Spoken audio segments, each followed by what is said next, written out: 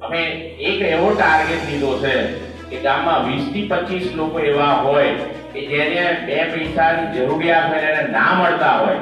તો આ એક એવો વિચાર છે, તમને હું એટલા માટે તમારા જોડે મૂકવા આવ્યો છું. ગામમાં એવા લોકો હોય કે જેને કંઈક ને કંઈક કરવું હોય કે કંઈક કરતો હોય, કોઈને કંઈ મજૂરી કરતો હોય અથવા તો કોઈ કામગીરી કરતો હોય અને એને કોઈ વસ્તુ લાવી હોય તો આ બેંક લાઈન આવ્યો. એક ઉદાહરણ આપું તમને. આ 1200 ગામની આ બેંક છે.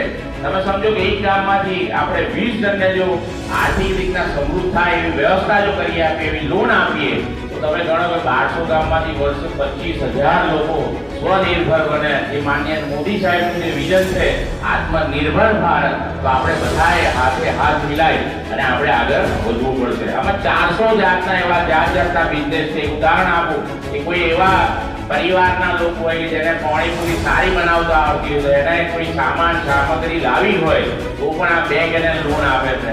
કોઈ ડિબેટો બનાવવાનું મશીન હોય તો એ લાવવા માટે પણ એને પૈસા આપે છે. કોઈને પશુપાલનનો વ્યવસાય કરવો હોય તો એને પૈસા આપે છે. કોઈ દરજી કામ કરતું હોય તો એને પણ પૈસા આપે છે. કોઈને કેમેરામેનનું કામ કરતો હોય, કોઈ વેલ્ડિંગ વર્કનું કામ કરતો હોય. તો આવા 400 જાતના વ્યવસાયો છે જેનાથી આ બેંક કોઈ પણ ગેરંટી વગર 1 લાખ રૂપિયા સુધીની લોન એને સીધી જ આપે છે. એને કોઈ સહાય ખાવાની જરૂર પડતી નથી.